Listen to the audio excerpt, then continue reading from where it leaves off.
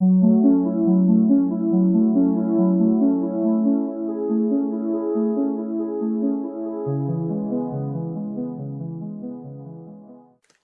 everyone. Welcome to 360 on History podcast. Please check out our website for science, history, and nature, and follow us on social media.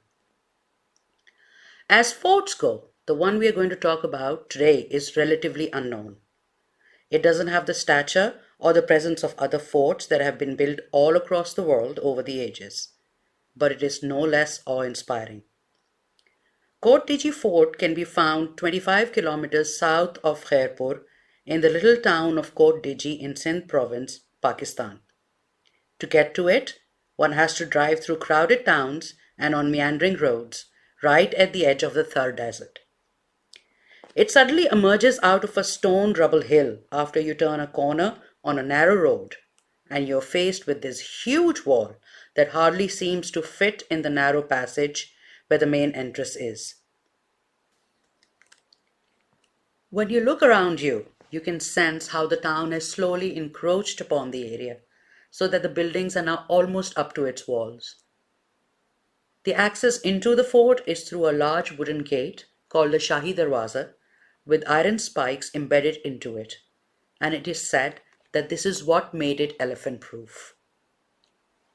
Many flights of stairs and inclined pathways take one through its various levels. You are transported to the 18th century when the founder of the Talpur kingdom of Upper Sindh, Mir Sorab, is said to have built it. Accepted history suggests that Mir Sorab Khan reigned from 1783 to 1830 AD and built Kot Diji, or Ahmedabad Fort as it was then known, in 1719 AD, in addition to two others. Along the climb, you can see the village through carved windows out of the thick stone walls, which pay testament to how difficult it would have been for anyone to breach them.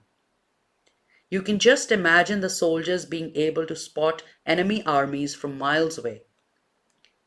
Today, the windows show vistas of the crowded Kot Diji town for miles.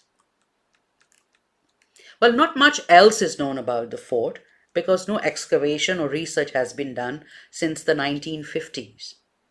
It does have what seem to be different living quarters for the various categories of soldiers. At the top of the three overlapping levels, there is a huge well which brought water from Mirwa Canal, built specifically to provide water to the fort, so that there was plenty at times of enemy attacks and sieges. And the limestone hill over which the fort is built rises 110 feet, already providing much needed protection from enemy forces.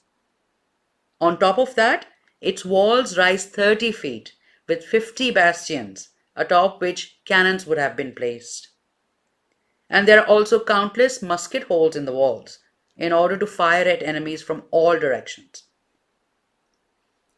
Now, the outer perimeter wall is 1.8 kilometers long and follows the crescent shape of the hill on which it is built. The fort is made out of locally accessible kiln bricks and houses a prison, a place to hold court, as well as the Mir's harem. The top level has what looks like the main tower, which gives a 360-degree view of the whole area, a fantastic way to spot your enemies. But notions of war aside, the view from the top is splendid in itself, allowing you to gaze over the whole Kot Diji area. Any trip to Sindh would be incomplete without seeing the fort. Unfortunately, since the 1950s, it has been neglected and fallen into extensive disrepair. The limestone plaster has disappeared, and the bricks are now completely exposed to the elements. But the fort is not all there is to Kot Diji. If you're not well versed in local archaeological history, you would not be able to tell that the whole area is itself an ancient site, occupied from 3300 BC, located near an ancient flood channel of the Indus River and adjacent to the modern town of Kot Diji. This ancient site consists of a stone rubble wall surrounding a citadel and residences, which were also last excavated in the 1950s. The time period starting from 3300 BC suggests that it belonged to the early Harappan period. The site was probably occupied till the mature Harappan period between 2600 BC to 1750 BC. And artifacts found in the area show a unique Kot Diji style. But that's all we know.